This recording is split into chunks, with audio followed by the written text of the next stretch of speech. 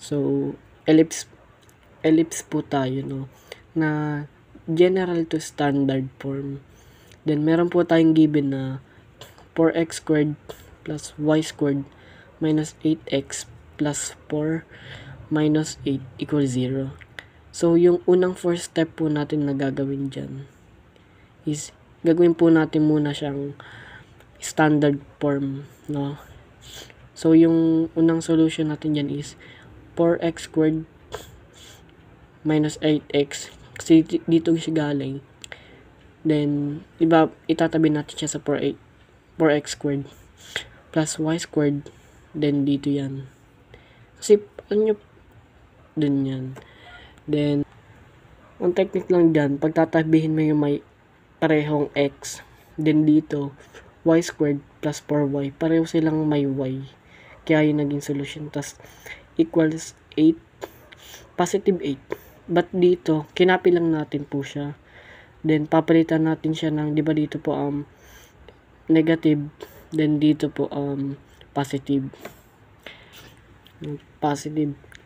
Kaya naging positive 8 siya. Then, dito sa baba, 4, tapos x squared. Parang, nilabas po natin si 4.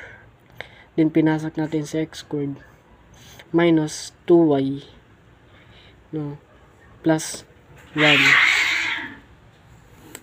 But, automatic na po yan. Na, 2x plus 1. Pero yung iba ganun. Yung iba, ibang ganun po. Iba po. Then, plus, open parenthesis, y squared plus 4y plus 4. Then, close parenthesis equals 8. Dito po siya galing. 8 plus 4. Ito po siya dito. Plus 4 uli dito. Dito, parang kinapi.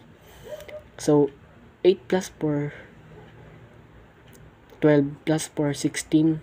Then, ito po yung kakalabasan niya, 16 over 16. Then, dito po sa baba, meron po tayong 4, open parenthesis, x minus 1, close parenthesis, squared. So, itong x minus 1 na to, galing po siya dito. Then, ginawa po natin siyang negative sign. Tapos, dito po, plus, open parenthesis, y plus 2, close parenthesis, squared. Y, itong y plus, kinapi lang po siya natin dito. Then, equal 16 nga po. Then, sa baba po, x minus 1 squared. X minus 1, kinuha po natin siya dito. Then, over 4. Itong 4 po,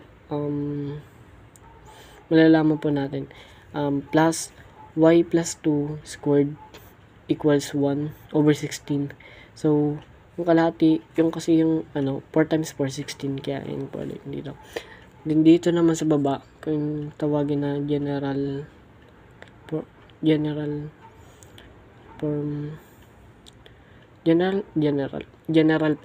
Then, yung C natin is 1 and negative 2. Then, dito sa baba, a squared. Meron tayong a squared equals 16a equals positive to negative 4. Then, sa baba, b squared. Meron tayong 4b equals positive to negative 2. Then, c squared equals a squared minus 6 cube. Tapos dito, meron tayong c equals 16 minus 4. Ay, 16 negative 4. Then, square root 6 equals square root 12. Yung sa baba, last is c equals 12 kinapi.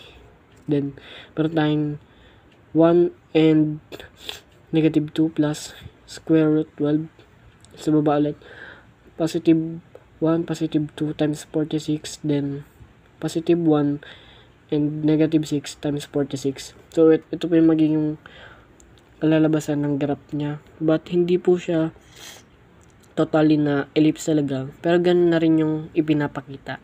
Then, yung orientation po natin is vertical. So, halata naman po dito. Tapos, ayun po yung general to standard form dito po sa ellipse. Thank you po.